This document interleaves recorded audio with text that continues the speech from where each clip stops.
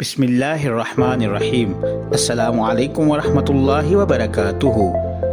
मुअज़्ज़ज़ नाज़रीन व सामीन, लाइट फॉर ब्लाइंड आपकी तलीमी ज़रूरियात को पेश नज़र रखते हुए आपके लिए लेकर आ रहा है इल्मी, अदबी, मालूमाती, तफरीही, इस्लाही, तारीख़ी और इस्लामी ऑडियो बुक्स। तो देर किस बात की, जल्दी से लाइट फॉर ब्लाइंड को सब्सक्राइब करें, हमारी वीडियो को लाइक करें, शेयर करें और कमेंट्स बॉक्स में अपना कमेंट ज़रूर करें। बिस्मिल्लाहिर्रहमानिर्रहीम। अस्सलामु अलैकुम वरहमतुल्लाहि वबरकातुहू। हमारे आज के लेक्चर का मौजू है नावल की अक़साम। नावलों के मौज़ूआत, किरदार, कहानी और वाक़यात के लिहाज से नावल में बड़ा तनव्वुह है। आम तौर पर नावल को मुदर्रजा ज़ैल अक़साम में बांटा जाता है। नंबर 1, किरदारी नावल। ये ऐसा नावल है जिसमें कहानी एक ही ख़ास मरकज़ी किरदार के गिर्द घूमती है। वाक़यात का सारा ताना बाना इसी एक किरदार के गिर्द इस तरह बुना जाता है कि इस किरदार की मुख्तलिफ़ खसूसियात और इसकी सीरत के मुख्तलिफ़ रुख क़ारीन के सामने आ जाते हैं। नंबर 2, वाक़याती नावल। ये ऐसा नावल है जिसमें किरदारों की बजाय किसी वाक़या के बयान पर जोर दिया जाता है और जो भी किरदार नावल में लाए जाते हैं वो इस वाक़या के मुख्तलिफ पहलुओं की वजाहत के लिए होते हैं। ऐसे नावलों में वाक़यात की भरमार होती है और प्लाट ढीला होता है क्योंकि इनमें किरदारों की बजाय वाक़यात को अहमियत हासिल होती है। नंबर 3, मुआशरती नावल। ये ऐसा नावल है जिसमें किसी किरदार या वाक़या की बजाय कोई ख़ास माहौल या किसी ख़ास और या आम तबके की माशरत को नुमाया करने पर जोर दिया जाता है। इसमें जो किरदार या वाक़यात लाए जाते हैं वो इसी माहौल या माशरत को नुमाया करने में मदद देते हैं। नंबर 4, ड्रामाई नावल। ये ऐसा नावल है जिसमें वाक़यात की रफ्तार में बड़ी तेज़ी होती है और नावल में तब्दीलियाँ ऐसे हैरतनाक तरीके से वाक़ होती हैं कि कारी मुसलसल जज्बा तहय्युर की गिरफ्त में रहता है। ऐसे नावलों में अक्सर औक़ात नताइज कारी की सोचों और तवक्कुआत के बरअक्स निकलते हैं। नंबर 5, मुहिम्माती नावल। ये ऐसा नावल है जिसमें हर आन नई नई मुहिम्मात सामने आती हैं और नावल के मरकज़ी किरदार एक के बाद दूसरी और दूसरी के बाद तीसरी मुहिम सर करते नज़र आते हैं। ऐसे नावलों में नावल निगार आम तौर पर अपने कारी को नई और अनदेखी दुनियाओं की सैर कराता है। नंबर 6, नज़रियाती नावल। ये ऐसा नावल है जो कोई ख़ास नुक्ता नज़र या नज़रिया हयात पेश करता है। ऐसे नावल में नावल निगार अपने किरदारों और वाक़यात का इंतखाब करता है जो इसके नुक्ता नज़र या नज़रिया हयात की वजाहत में मुआविन हो। ये नावल निस्बतन जदीद दौर की पैदावार है और नज़रिए और फ़न के दरमियान तनासुब व तवाज़ुन का तकाज़ा पूरा करता है। नंबर 7, तारीख़ी नावल।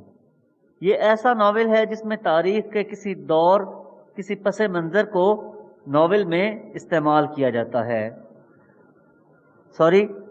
ये एक ऐसा नावल है जिसमें तारीख़ के किसी दौर को पस मंज़र के तौर पर इस्तेमाल किया जाता है और इसमें चंद एक किरदार तारीख़ी भी होते हैं। ऐसे नावलों में नावल निगार को ये एहतमाम बतौर ख़ास करना पड़ता है कि तारीख़ी किरदारों की शख्सियत या तारीख़ी वाक़यात मस्ख़ न होने पाएँ। इसीलिए फ़नी एतबार से तारीख़ी नावल लिखना हर नावल निगार के बस की बात नहीं होती। नंबर 8, जासूसी नावल। ये ऐसा नावल है जिसकी बुनियाद तजस्सुस, तहय्युर और इज़्तिराब पर होती है। ऐसे नावलों में बिलउमूम सनसनीखेज़ वाक़यात पेश किए जाते हैं और सुराग रसानी के कमालात दिखाए जाते हैं। बसा औक़ात इनमें माफ़ौक़ल फ़ितरत किरदार और वाक़यात भी आ जाते हैं। नंबर 9, اصلاحی ناول، یہ ایسا ناول ہے جو کسی خاص معاشرتی خرابی کے اصلاح کا مقصد سامنے رکھ کر لکھا جاتا ہے۔ اس میں ایک طرف کسی خاص غلط رسم و رواج کی خرابیاں دکھائی جاتی ہیں، دوسری طرف کہانی کے رنگ میں اس خرابی کی اصلاح کی تلقین کی جاتی ہے۔ چونکہ ایسے ناول میں مختلف واقعات کے ذکر سے اخلاق کا درس بھی دیا جاتا ہے، اس لیے اصلاحی ناولوں کو اخلاقی ناول بھی کہا جاتا ہے۔ نمبر 10، رومانی ناول۔ یہ ایسا ناول ہے جس میں کردار و واقعات دونوں میں رومان کی کار فرمائی ہوتی ہے۔ ان ناولوں میں حسن و عشق کی بڑی چاشنی ہوتی ہے۔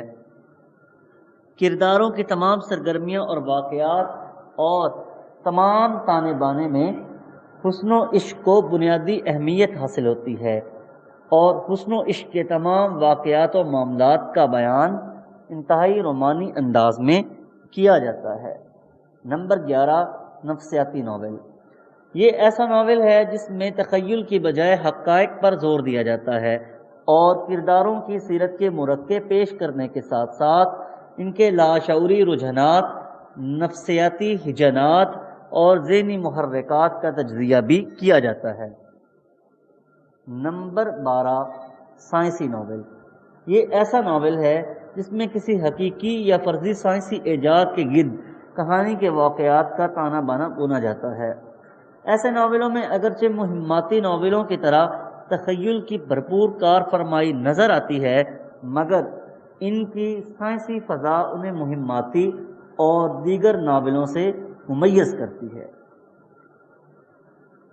معزز سامعین، ناول کی اقسام اپنے اختتام کو پہنچی۔ اسی نشست میں ہم داستان اور ناول کے بنیادی فرق کو بھی سمجھنے کی کوشش کرتے ہیں۔ قصہ اور کہانی کے اعتبار سے داستان اور ناول دونوں میں اشتراک ہے، لیکن داستان ناول کی قدیم شکل ہے۔